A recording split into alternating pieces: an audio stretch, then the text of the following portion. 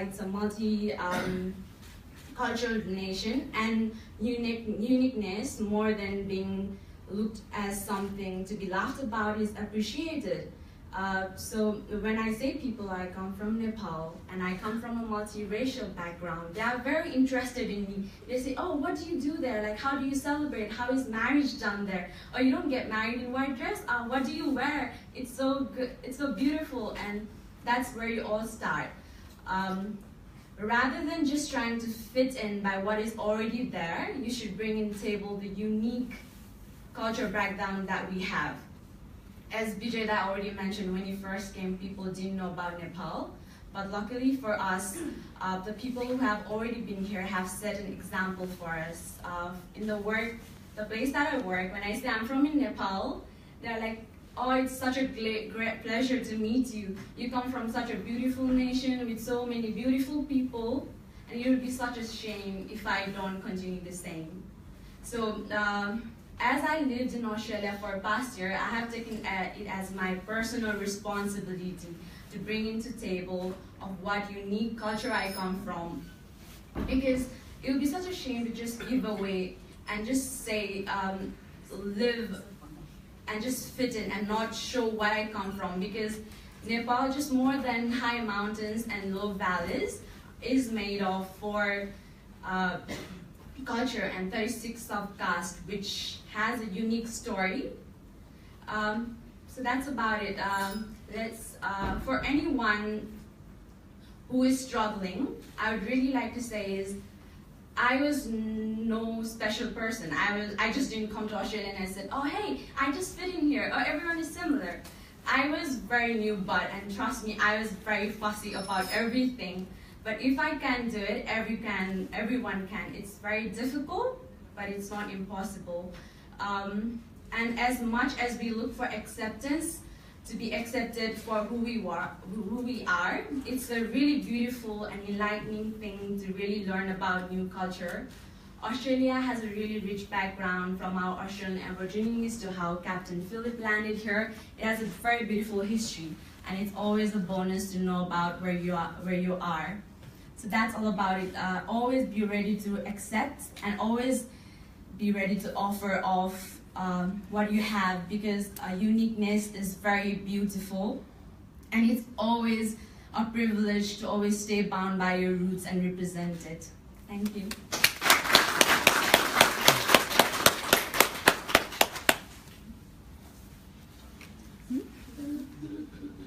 Wait.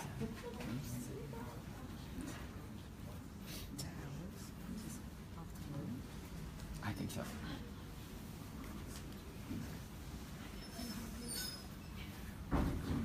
Thank you, Arusha. Well, now we have another thing going wrong. The host will also disappeared for a while.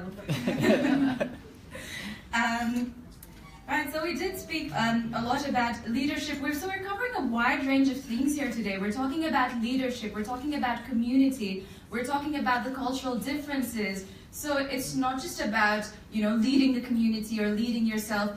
You can take different things that resonate just with you. Don't have to write a whole essay about it, but just a few things that resonate with you, and applying it in your real life. And just, if you're able to do something that you weren't able to do before this forum, we would consider this a success.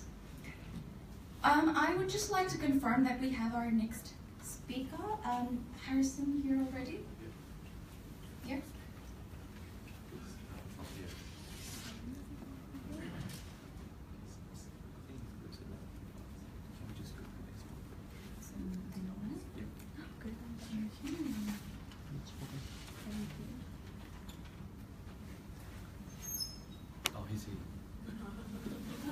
About the hour. Talk about time management. Talk about correct entry.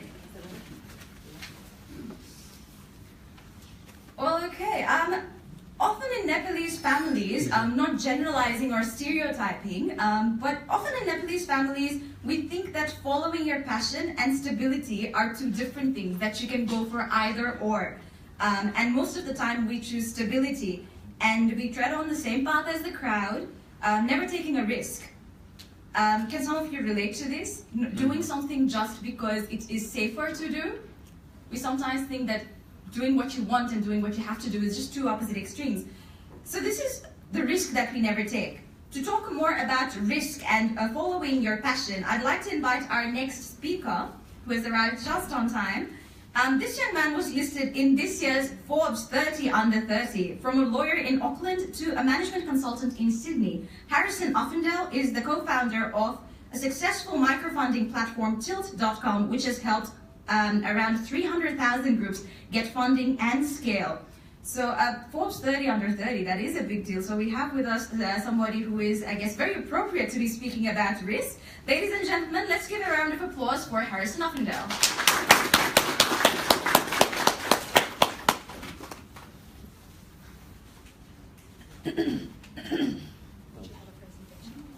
No, I'll just talk. Is that microphone on?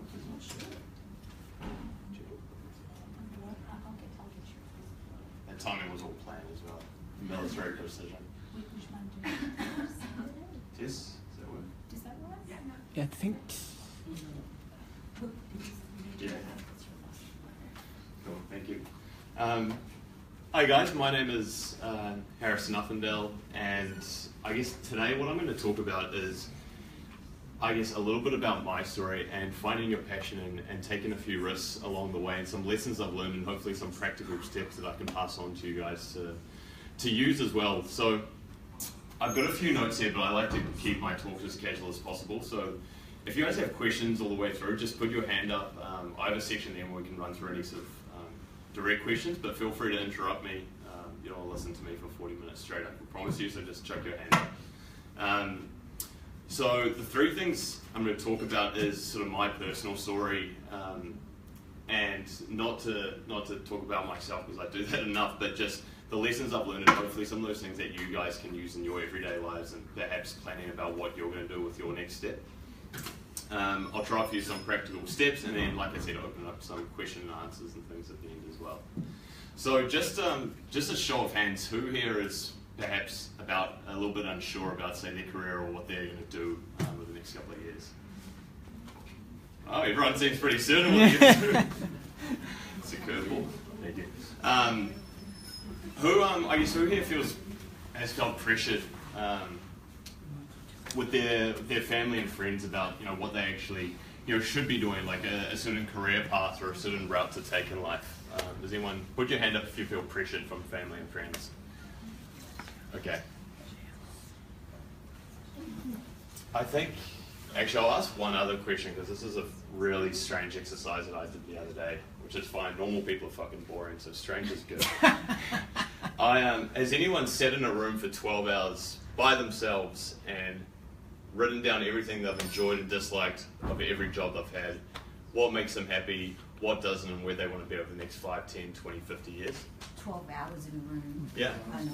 I did that last week, and I've done it before. This is the second time I've done it. And it's a bizarre exercise, because when people ask you, what do you want to do in life? And, what's your career? People will come back with some generic response, like, yeah, I'm going to do law, and then, maybe try work at a law firm, then I'll go to London for 2 years, and then, maybe I'll do something else that I want to do after that. And it's funny, it's not until you actually sit in a room, and this is not sitting with your friends and talking up like a title or a role or what you want to be, a VP of JP Morgan or whatever. This is actually like getting to the truth of yourself and being like, what actually makes me happy? What do I want to do? And it's funny, and it can be kind of embarrassing at the same time when you write down these things. And some of them really surprise me. Like, some of them are kind of awkward, like you want to put them to the bottom of the list. Like, for me, I'll share this one with you. And this was, I was embarrassed about, like, one of the things I found in my role, I liked sort of leading a team, and I liked having like an element of authority and putting my opinion across and feeling some element of respect. People might think, okay, well, yeah, you want to feel respected, that seems like a kind of bullshitty thing. So that's at the bottom of the list. But when you write down these things, you start thinking, okay, I like managing people, I like meeting new people, I like wide and sort of broad learning. And it's the thing that I did, which is called the airport test. And essentially what you do, you break your life down into 4 key quadrants. You can do this on just like a an A4 piece of paper like this, and I'd highly recommend it. You don't have to be a weirdo and do 12 hours in a room, but if you're doing anything, do this. You have an A4 piece of paper and you write the 4 most important things in your life. So for me, it was relationships, so with my family, my friends, my girlfriend. Second one was sort of finances, so just being financially secure and not having to worry as much about that as I'd like to. The other one was sort of professional development and networking. So, and the fourth one was sort of personal learning and skill development. And so when you break, when you're breaking those 4 things, what's really important in your life, you can start making a bit of a list on, I guess the idea of the airport test is you imagine you bump into some good friends 5 years down the track at an airport, and they ask you, how's everything going? Like, how is this? How's your relationships? How's this? And you sort of just want to imagine, what answers do I actually want to give to this? And it's funny, you write all these things down, and the idea is you don't actually mull it, sit on it and give it too much thought. You sort of just write down everything you can think of. And then under each of these 4 quadrants, you'll have maybe 5, maybe 10, maybe 20 different things. So it might be learning another language, it might be maybe you've learned to code, maybe with your relationships you've taken it to the next level and you live together or something like that. And I'd highly recommend it, and again, like a 30-minute exercise, it doesn't have to be a 12-hour all-day event. It can be something you do, but just do it in a quiet room. And when you look at that, you suddenly get a pretty clear idea of, well, this is where I want to be, and particularly for me, because I sort of decided my next role just recently, a lot of jobs and a lot of opportunities and a lot of things like that, from the outset and the face of them will actually look pretty interesting. They'll look like, oh, this makes sense, maybe it's okay money, maybe it's good money, maybe it's a respectable title, maybe it's something that your family has done and your family would be proud of you for doing. But ultimately, if it's not going to get you to where you want to be in those sort of 3 to 5 years' time, you're doing something, but you're climbing the wrong ladder. You're not actually getting closer to where you want to be. So I found it a super valuable exercise, and I highly recommend you guys doing it, and you'll probably be surprised at some of the stuff that you come up with. You don't have to necessarily share it with anyone. You can hide it in the bottom of your drawer, or tell a bunch of strangers like I just did.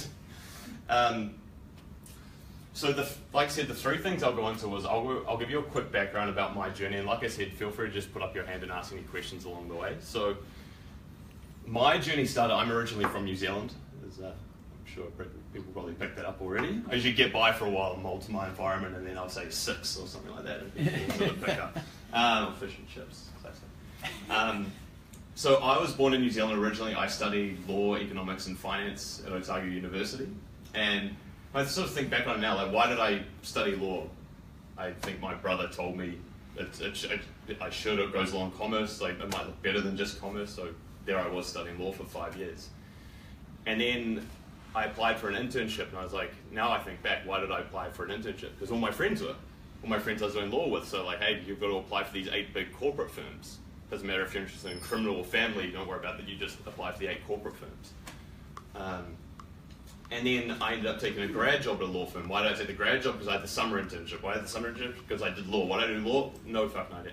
So it's kind of funny, and people think oh well, this is the firm I got into was the one I wanted, and it was I did it for a year, 12 months. I think on LinkedIn it says a year. I think it was actually 11 months. So I just sort of rounded up those months to make it look a bit more respectable at the time. But to be honest, I was doing this and I hated it.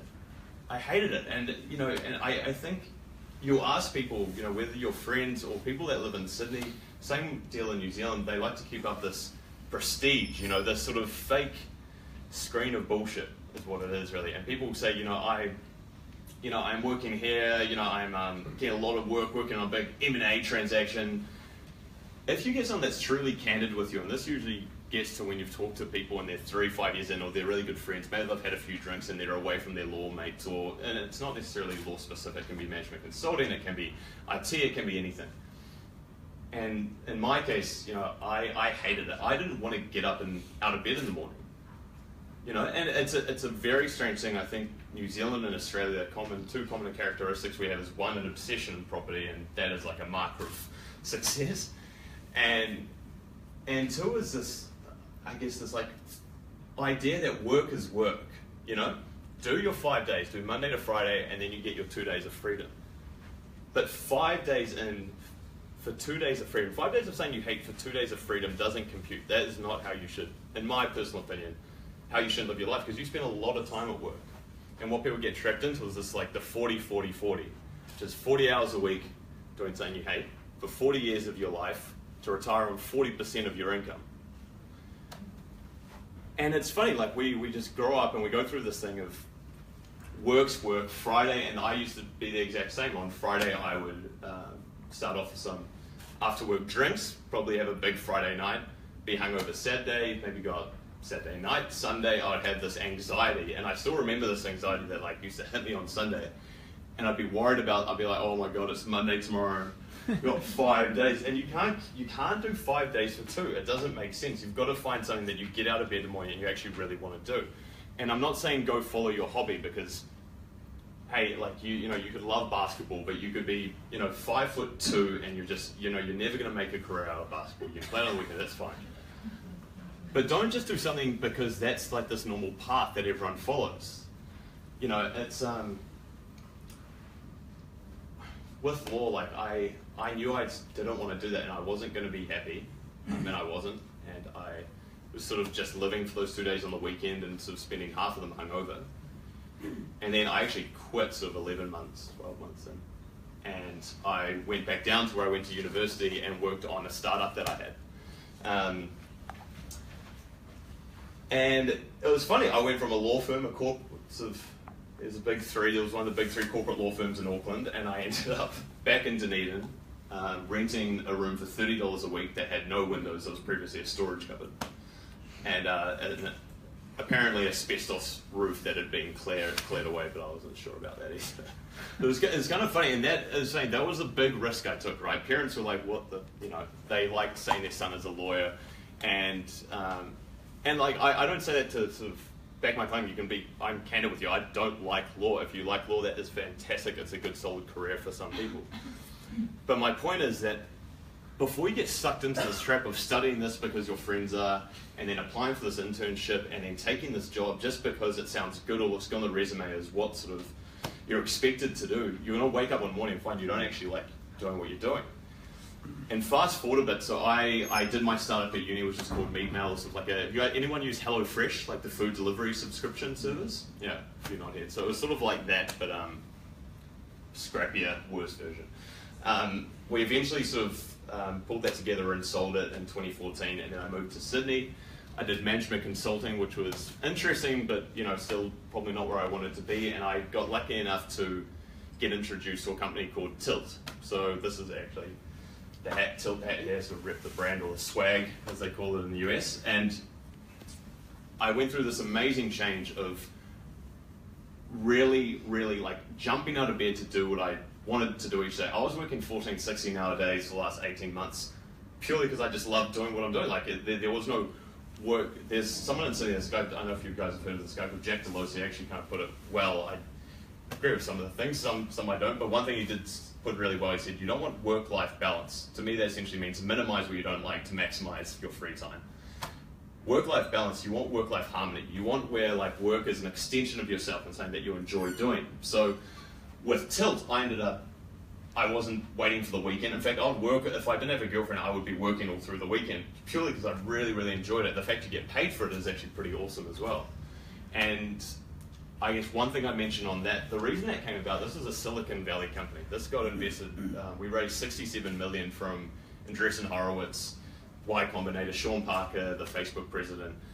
And it was a bizarre opportunity, and very, very rarely would you get something like that just pop up in Sydney.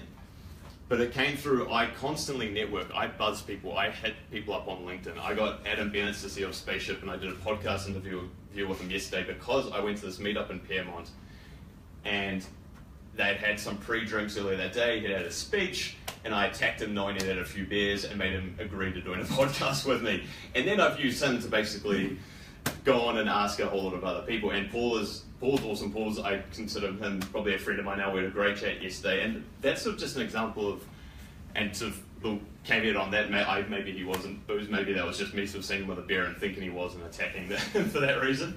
But with Tilt, it was an amazing opportunity, and it paid back my thought of going for coffees, networking with people. Don't be afraid. Hit people up on LinkedIn, and don't say, "Hey, you know, can I have an hour? I really want to pick your brains." You know, just try and offer value in the first place. Say like, "Hey, I came across your product. I thought this would be like a really cool change, or this is maybe someone that would fit for your role." Offer value first, and then be like, "Hey, I'd love to shout you coffee. Do you have 10 or 15 minutes free?" People don't want to book an hour. Just 15 minutes free. You'll know that'll turn into longer. And just reach out and talk to people. And that's what happened with me and Bridget Loudon, who's a Sydney-based entrepreneur, started a company called Expert 360. She barely knew our head of growth, Mike DeBow, from San Francisco, so I barely knew Bridget. She barely knew Mike. And then I got this introduction to Tilt, which was hands down the most amazing 18, 20 months of my life. We recently just sold to Airbnb. And then the last few months we've gone through this sort of transition with a lot of people joining at Airbnb, and full disclosure, I'm also joining. I guess the lessons we can take away from sort of my personal journey or some of the things there, like one is actually at the outset, put together a plan and write down what actually makes you happy and where you want to be. And then you can sort of work backwards and try to figure out like, okay, this might be a good job, but does this make sense for me? And is this going to make me happy? And then once you've got that, don't be afraid. Like startups pivot all the time, right? Pivot means like you're going down one avenue, you realize it's not working, maybe it's not getting traction, and then you completely change and you go another direction. You should treat yourself like a startup or a small business as well. So don't be afraid to completely change track.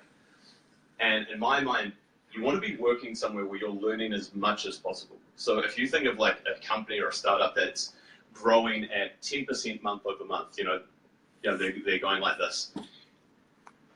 And that's the same in, say, a big corporate, and nothing wrong with big corporates, but if you're in a role where your learning is pretty low, you're going to go like this over the course of 2 or 3 years.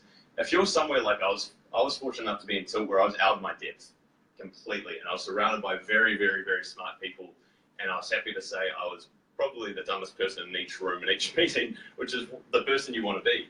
And so if you think of yourself like a business, if you're growing 20, 25, 30% month over month, after 2 or 3 years, you're going to be light years ahead of anyone else. So yes, going back, figure out what you want to do or what makes you happy. 2, don't be afraid to take risks. And 3, especially, and I'm obviously same age as many of you, maybe younger, maybe older, but you want to be somewhere you're learning the most.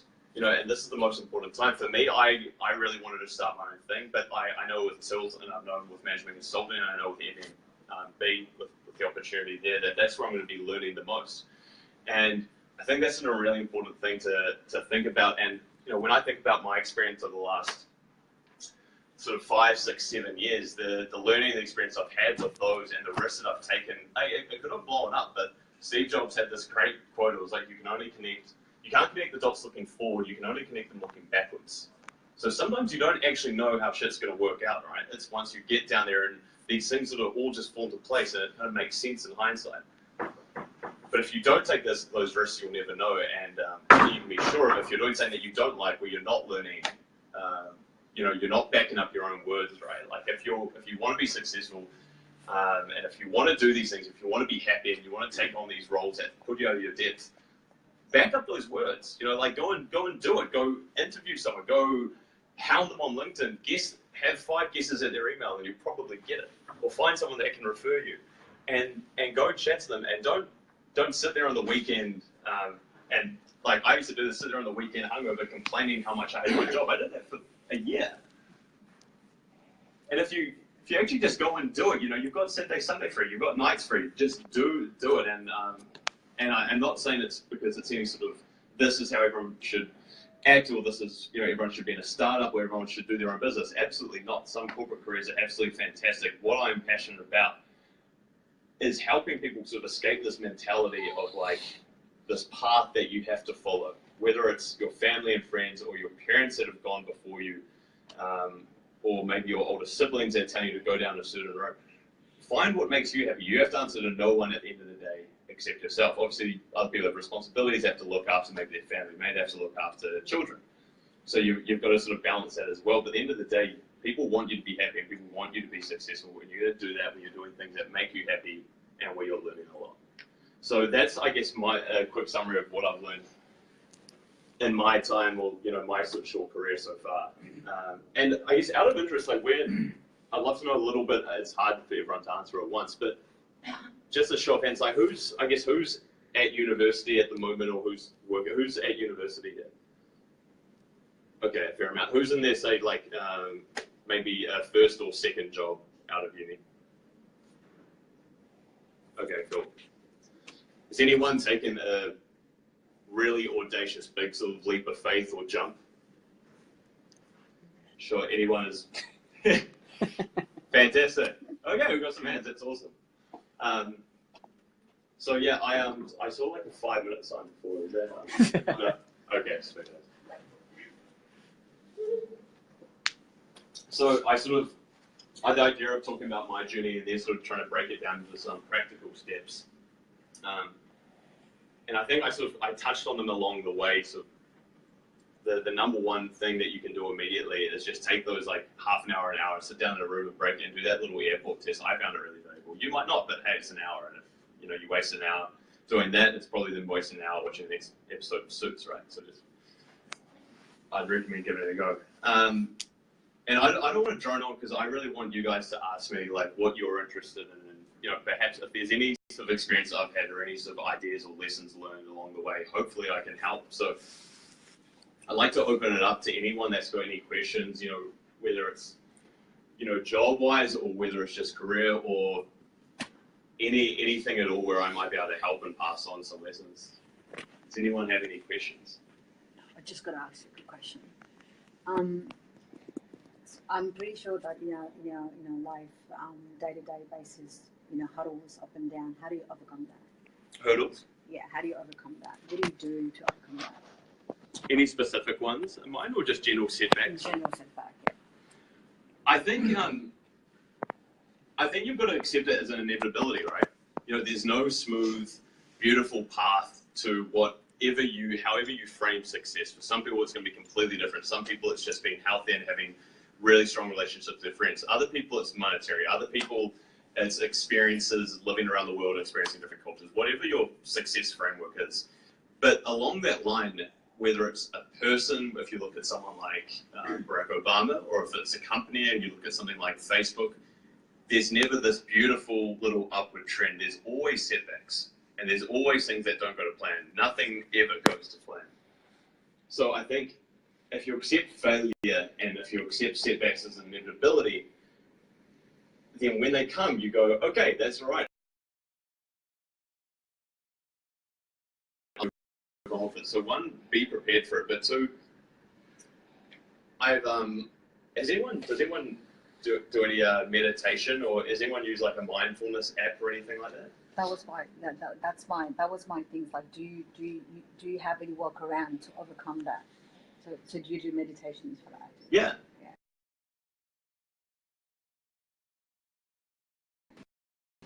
I'm not saying everyone should meditate. Again, it's a weird thing. Well, to some people it's weird. I do it, and I'm not that sort of. I guess my friends wouldn't consider myself someone that would meditate. It's a thing that I used to do. I used to. What was it called? I'll tell you if the app comes to mind. But there's a few good ones out there. And there was someone that was talking about mindfulness and meditation and the benefits it can have. And it's not about getting like zen with the world and the people around you. And if you're not into that stuff, that's absolutely fine. But the powerful thing for me was you start learning more about yourself, and you start learning how to control your reaction. So like in this life, it's inevitable. You're going to run into people that you don't like, right? You're going to run into people who you would consider pricks, or you're going to run into people that you consider super annoying, and people that you don't like, and opportunities that you just miss out on, or things that completely blow up in your face, or the unexpected happens. Especially with people, it's about how you react to things, and you've got control. Like you can essentially change the world by changing how you react to things, and that's what I found super powerful. I used to get really worked up. I'm a very I'm getting better, but I consider myself a pretty impatient person sometimes on the phone. Has anyone like called Telstra before or like something like that? I used to get like really angry on the phone, and sometimes my parents was getting frustrated. And I wasn't to my girlfriend really pointed it out. I was like, look, you sound like a real dick, And it was funny, I was like, yeah, well, like, they're not, you know, I just asking something simple.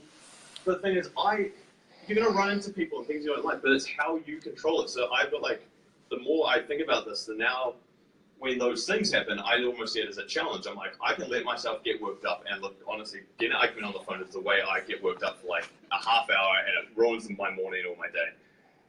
But if you see it as a challenge of, like, how do I control my reaction, you know, and again, this can be on the phone, or this can be people you meet, opportunities, businesses, things that block in your face. It's all about how you react to them. So I found mindfulness is like a really effective tool. But even if you don't meditate, it's the same principles apply. How are you going to react to that situation? Are you going to dwell on it?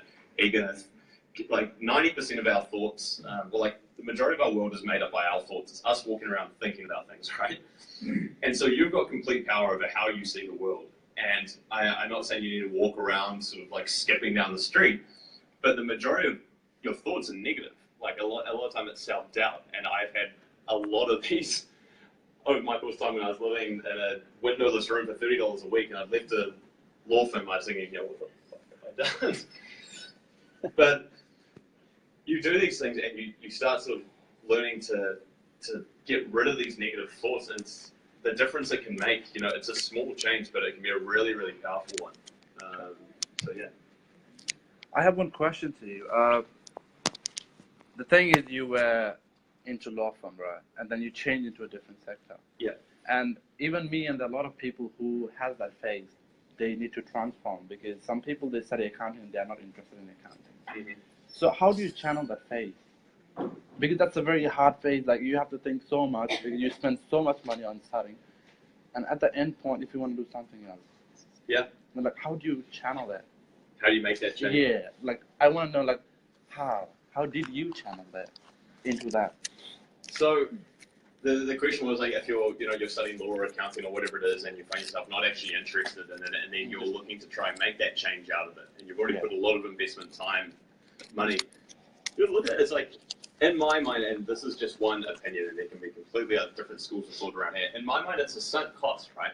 You know, you've put this time in, you've put this money in, and now you're at X. You know, you're at time 0 effectively, and everything else is in the past. So what you want to do next is completely up to you, and that's beautiful, right? We get to determine our own path and what we want to do. And for me, like, practically speaking, like when I was quitting, I mulled over a few months, I talked to people, and I think that's a good first step, is writing down like a list of 10 people with different viewpoints, different ages, that are going to offer some thoughts on that. Okay. And you don't have to listen to everyone. Some of them are going to be wrong. Wow. Some you might think are wrong, that are right. Some might be right, and they agree with your opinion, and that's great as well. But I like creating like a prioritized list of people that I can lean on, and I talk through my thoughts. And you get a lot of different opinions, especially from people slightly older that might have a bigger, so I'm talking like someone maybe that's 50, 60, 70 years old, they'll have a completely like broader, different viewpoint on that. So one, talk to a lot of people, and in terms of making the change, yeah, it's going to be tough if you've studied accounting and you're 1 year into KPMG and you go, you know what, I'm going to walk in Monday morning and quit. I'm not saying do that, because you know you might need money for rent and expenses and everything else. So what you can do on the side is start one, figure out what actually makes you happy. If you're really, really clear about what makes you happy and what you want to do, that's going to make that change a lot easier.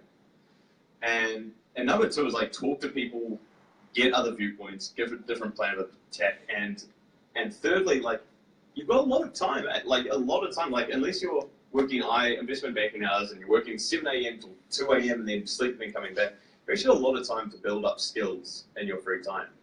And that doesn't have to be a university. It can be a lot of like free online courses. That can be like learning how to do social media really well. It can be how to like write content. It can be how to code if you want to move into like maybe like a developer role. It could just be like learning a language, doing something. You've got a lot of time at night, and I bet, like, I'm guilty of this, but I'm trying to wean myself off the amount of time that I spend watching rugby. It's from New Zealand, but watching rugby and Netflix, like, that is a lot of time. And I, like, at uni, I got really good at FIFA, you know? Because I played a lot of FIFA, a lot of Xbox. I think at that time, like, I want to get good at golf now. I want to be able to, like, if someone invites me, I can't really say yes because I'd be an embarrassment and slow everyone down. I had so much time there to learn a language, learn to code, play an instrument, do all these things. So you've actually got a lot of time, and it's how you use it. So I'd say, to circle back on your question, figure out what what you want to do, and there can be a few other options, and talk to a lot of people and get some different opinions, and then start building up those extra skills, extra things you can use to help make that jump a bit easier. It doesn't have to be a quit on Monday morning, but if it's not, then it's good to have a timeline in place and be like, look, I'm going to tick off these things week to week. I'm going to start building up these skills, and I've got my notice is getting handed in now. Like, I'm going to draft it, and it's going to be going in on this date, you know. And then you start putting yourself under a bit of time pressure to do something. Yeah. So does that answer your question? Yeah. Okay. Any other questions?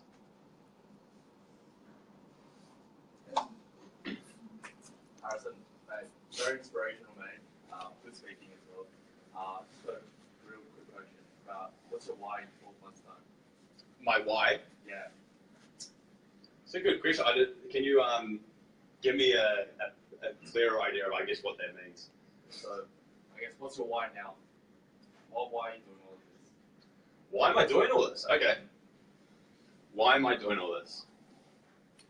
It's funny, when I joined Tilt, our founder, James Bashara, who's an awesome guy and obviously a good friend of mine now, said, you know, in our first interview, I remember I was in Toronto, he was in San Francisco, and we opened up on Skype, I was sitting with someone else who just joined, and we're like, meeting the CEO, so we were pretty nervous at the time, and he just had this like coffee, and he sculled like on these like sugary like double, triple shot espresso, sculled it in one and like smacked it on the table, and we'd been like silent for like 20 seconds while he's sculling this coffee, and then he just like launched full into it, and then just asked us, he's like, "What do you want from life?" And like when the CEO put you, I thought he was going to talk about culture and mission, which he eventually did, but just being asked like, "What do you want from life?" And I was thinking like,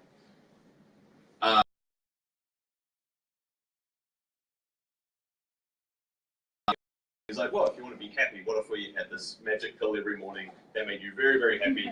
You know, what would you do then? And you start thinking, okay, well, like happiness isn't actually the answer. That's just like, that's one thing, right? And you're like, oh, I want to learn more, you know. And so I guess with that question, it's a funny thing, right? Like we should all have a pretty good answer of like what we want from life. What's our why? Like, why are we doing what we're doing?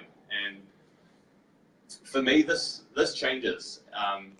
And I think it should be a flexible thing, right? It's like a company's goals, it's like, I guess, a country's direction, it's your own personal thing. It's going to change, but it's good to give thought to, you know, why you're doing what you're doing. And for me, at the moment, I was taking a short-term view, but more recently I've been trying to take a longer-term view of what I want to do in life. And like those 4 quadrants are like the basis of my thinking. And for me, like at the moment, my why, like I want to be learning as much as possible, and hope my last role, and I assume my new role will definitely help with that. I'm working under someone that's really going to help develop me and speed me up and make me grow at that 30-40% month over month. So I want to be learning as much as possible. I want to be meeting and networking with as many people as I can, hence why I've started a podcast.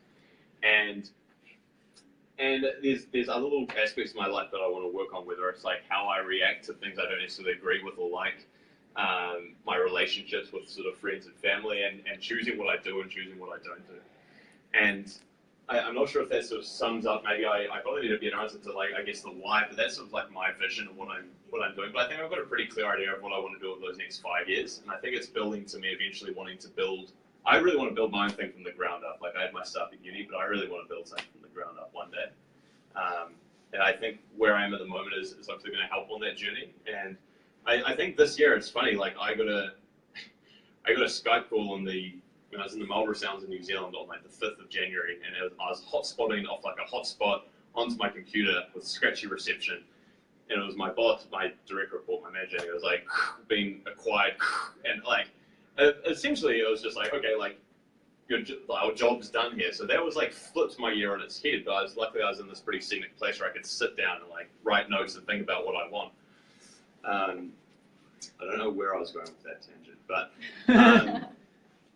as I guess it comes back to your why changes and what you want from life changes, and that's completely natural, and it did for me. But I found like this year, since that happened, and since I put a lot more thought into what I want to do, I've become super clear and calm, and probably the happiest I've ever been.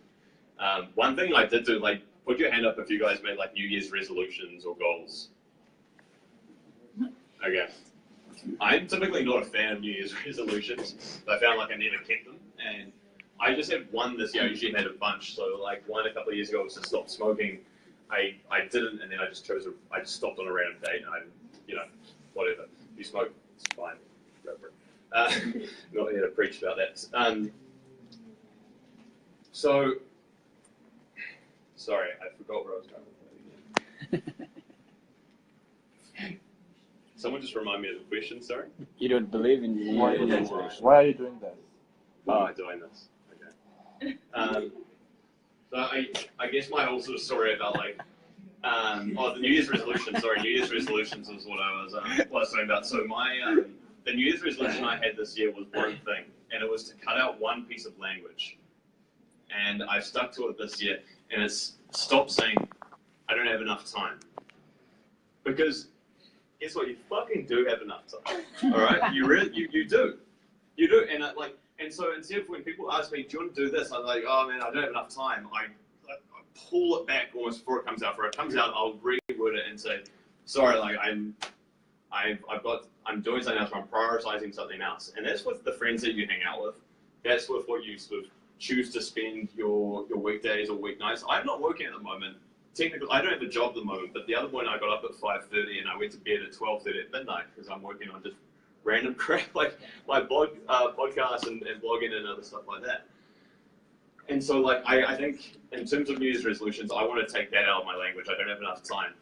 And where I was going with that is the one thing that's really made a big difference for me this year is I had these goals and resolutions every year, resolutions, goals, call them whatever you want, but I never tracked them. You know, one would be like, go to the driving range twice a week, or learn a language, or start coding. But just like a business, you don't set goals and then not track them and go back and see where you are and where you're at with them. So I created basically like a spreadsheet, and this is really nerdy as well. Okay, this is like an embarrassing thing, but I've got a spreadsheet which I check every week, and I rate myself from 1 to 3 of how good I was, and that can be with relationships, that can be with, you know, if I actually, did that coding class or whatever I did. So I'd highly recommend, if you're setting these goals, don't just look back on it 12 months and go, shit, I didn't code, I didn't start a website, I didn't move jobs, I didn't do this. Put it down into a spreadsheet like a business would, and it can be weekly or monthly. I do it Monday morning, the first thing I do, and I reflect on the week, maybe Sundays, maybe it'll be better.